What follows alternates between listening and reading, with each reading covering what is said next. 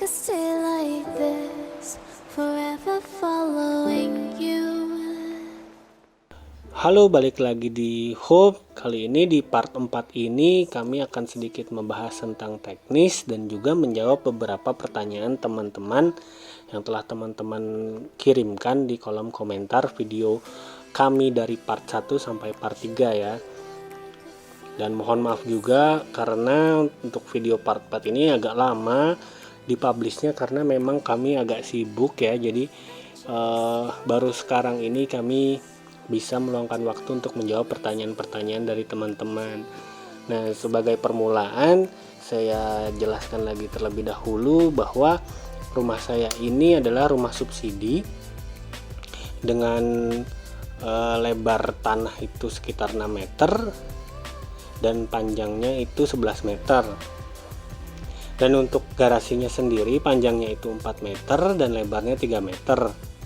Nah, dan kami ini sebenarnya terinspirasi oleh Ima Ashida. Kami melihat postingannya di Instagram sebelumnya tentang kanopi balkon di rumahnya. Jadi kami bikin juga di rumah kami dengan kustomisasi dan bentuk yang disesuaikan dengan rumah kami.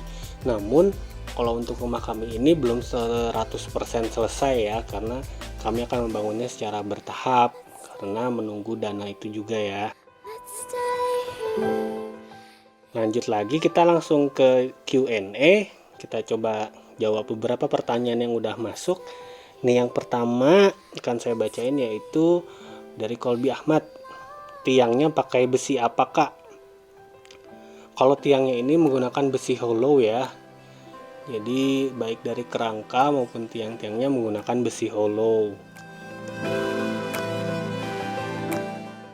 Terus kerangka pakai hollow berapa, Gan? Untuk besi hollow yang digunakan untuk frame luarnya itu yang ukurannya 75 mm, sementara yang bagian dalam itu yang 60 mm ya. Pertanyaan ketiga, panjang kali lebar berapa? Panjang kali lebar dari garasinya tadi adalah 4 meter kali 3 meter. Tapi dikarenakan ada tembok dan lain sebagainya, jadi ukuran kanopinya jadi 4 kali 3 dikali 2,7 meter.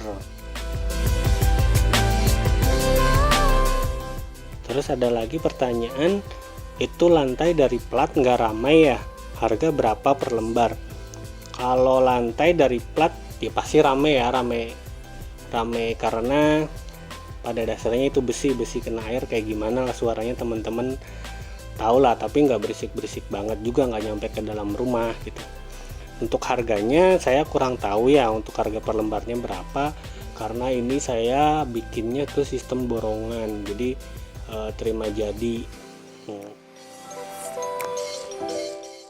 Pertanyaan selanjutnya, Bang, kalau pakai baja ringan kuat nggak, Bang? Kalau menurut saya nih ya, saya sih awam ya, saya bukan tukang, bukan apa, jadi nggak bisa ngasih info lebih lanjut. Cuma kalau menurut saya aja sih kayaknya nggak kuat ya kalau untuk dibuat tempat nongkrong gitu, kalau untuk menggunakan baja ringan, karena dari bentuk baja ringannya sendiri dan juga kalau pemasangannya hanya menggunakan baut, saya agak sanksi juga. Cuma teman-teman kalau mau coba bikin pakai baja ringan, bisa konsultasi dulu ke tukang baja ringannya, kira-kira kuat nggak untuk dibikin kanopi tingkat seperti itu. Ada lagi pertanyaan dari 3K Channel. Maaf, bagian belakang yang nempel tembok hanya pakai bracket dengan baut, kuatkah, Pak? Kalau yang di bagian belakang ini memang nempel menggunakan bracket dan baut ya. Tapi sebelum di dekatnya situ ada juga besi, ada tiang di kanan kirinya. Jadi walaupun dia nggak nempel-nempel belakang, maju sekitar 20 cm dari belakang itu ada tiang di kanan kirinya. Jadi ada tiang tambahan. Jadi di belakang itu nggak pure menggunakan baut saja gitu. Terus ada lagi yang bertanya, kuat nggak ya mengandalkan tiang cuma segitu? Kalau tiangnya sendiri ini ya, kalau di kanopi kami ini tiang ada 5 titik, ada di 5 titik. Di Depan ada dua titik kanan kiri, terus di tengah ada satu di kiri, dan di belakang ada dua kanan kiri. Dan ada juga yang di sebelah kanan menggunakan baut yang nempel ke tembok, ditanam ke tembok, dan juga di belakang menggunakan bracket yang nempel ke tembok. Jadi ada 3 titik dengan bracket dan 5 titik dengan tiang. Kalau untuk kekuatannya sendiri sih, selama ini saya sudah coba untuk sekitar 6 orang sih masih kuat ya, cukup kuat. Dan karena klaim dari yang buatnya juga, tukang lasnya juga, ini kuat, bisa sampai dengan 8 orang gitu. Let's stay here. Kalau untuk aktivitas hanya untuk nongkrong ataupun jemur, itu nggak terlalu masalah ya, asal jangan lompat-lompat aja, pasti akan ada efeknya ke kekuatan dari rangkanya itu sendiri. Karena di bagian tengahnya nggak ada tiang penyangganya, bagian tengah-tengah, karena dibuat parkiran ada mobilnya gitu. Terus ada yang nanya lagi, butuh berapa hari untuk pemasangan kanopi balkon sampai kelar? Untuk pemasangannya sendiri, kalau di saya ya, untuk bagian kerangkanya full itu dibikin di bengkel tukang lasnya, itu membutuhkan sekitar 2 hari. Terus setelah itu tukang lasnya datang sini memasang tiang dan memasang ke kerangka lantai tadi yang sudah selesai beserta lantainya, itu 1 hari. Kemudian keesokan harinya pemasangan pagar dan juga tangga, itu 1 hari juga.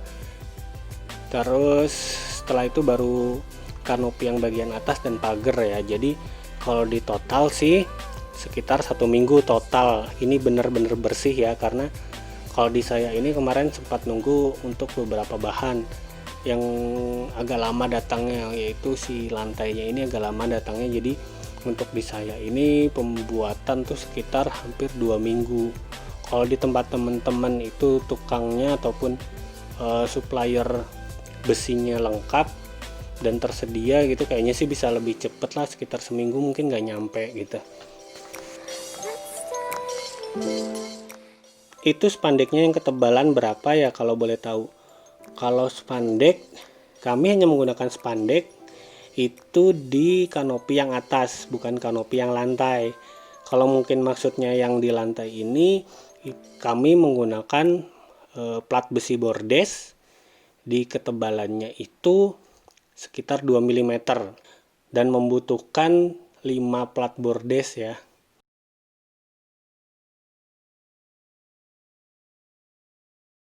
Terus ada lagi Mundi Atmoko mau tanya, dengan konstruksi kayak gitu kira-kira bisa nahan beban maksimal sampai berapa orang dewasa ya?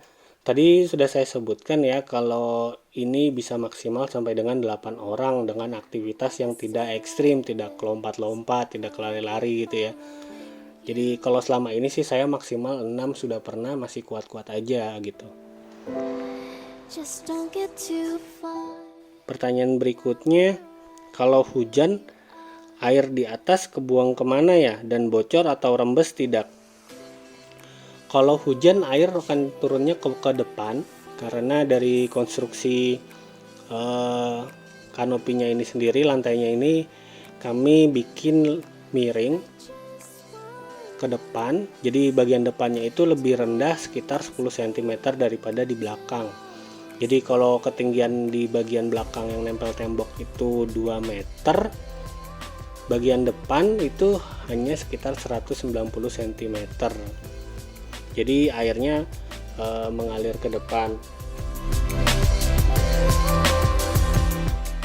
Untuk rembes atau enggaknya atau bocornya, kebetulan di kami enggak ya, karena di sambungan antar plat lantainya ini dikasih dempul ya. Jadi dempul atau lem saya juga kurang tahu ya, tapi itu sangat efektif untuk membuat lantainya tidak bocor ke bawah. Terus ada lagi dari Rian, kalau hujan lumayan berisik tidak? Kalau hujan tingkat kebersihannya sih sama aja kayak kalau teman-teman bikin kanopi standar ya, seperti itu aja sih. Karena memang ini tidak dilapis apa-apa, kami belum melapisi lantai karena kami masih mikir, masih nyari-nyari inspirasi untuk pelapis lantai yang pengen kami gunain, itu kelebihannya apa, kekurangannya apa, kami masih belum nentuin mau yang mana, masih riset-riset. Jadi masih benar-benar pure besi ini. Jadi ya suaranya kayak kalau teman-teman bikin kanopi dari baja ringan atau dari kanopi dari besi, sama aja kurang lebih. Ini ada pertanyaan lagi, memangnya tidak masalah ya kalau dibuat kanopi balkon untuk rumah subsidi? Kalau sepengetahuan kami nih ya, kalau untuk rumah subsidi itu dilarang ada perubahan dari fisik bangunan, baik itu bentuk muka ataupun bagian dalam ya. Kalau kanopi balkon yang kami bikin ini karena menggunakan besi dan juga sama seperti kanopi-kanopi lainnya, kanopi-kanopi di rumah sekitar kami, di perumahan ini juga kurang lebih sama bentuknya kanopinya, hanya yang kami manfaatkan untuk menjadi ruang tambahan untuk jemur, dan itu tidak menggunakan dan ini juga tidak menggunakan cor-coran atau semen yang bisa membuat kanopi ini menjadi bangunan permanen ya, karena kan kalau kanopi besi ini bukan kanopi permanen. Jadi menurut kami sih tidak terlalu masalah ya. Terus ini ada yang ngasih saran juga, masukan om, dikasih saluran air tepinya, lantai besi yang dipakai mengandung karat tinggi, sayang mobilnya kena aliran air karat. Terima kasih nih buat Mas Rian untuk sarannya. Memang kami ini belum benar-benar selesai 100% dan juga belum diberikan saluran air ataupun talang air dari genteng. Tapi kalau untuk kebocoran sih selama ini sampai dengan saat ini itu tidak ada kebocoran, karena tadi juga sempat ada pertanyaan yang sudah saya jawab. Di sambungan-sambungan lantainya ini diberikan semacam dempul ataupun lem, sehingga tidak ada kebocoran dan mobil di bawah pun nggak ada kena air tetesan. Dan juga untuk aliran airnya juga ke depan yang tidak ke arah mobil, seperti itu. Nah, dan untuk pertanyaan yang paling populer nih ya, untuk biaya pemasangannya, sebelum kami kasih tahu biaya pemasangannya, kami kasih disclaimer dulu bahwa untuk harga untuk masing-masing daerah itu berbeda, karena mungkin dari tingkat harga bahan dan juga tempat bengkel teman-teman mau bikin kanopi ini ya. Kalau di tempat saya ini untuk pembuatannya ini kena hampir sekitar Rp900.000 per meter persegi. Jadi kalau untuk ini yang ukurannya 4,3 dikali 2,7 itu hampir sekitar 12 juta kalau di tempat saya ya. Dan ini hitungannya sama yang di atas, kanopi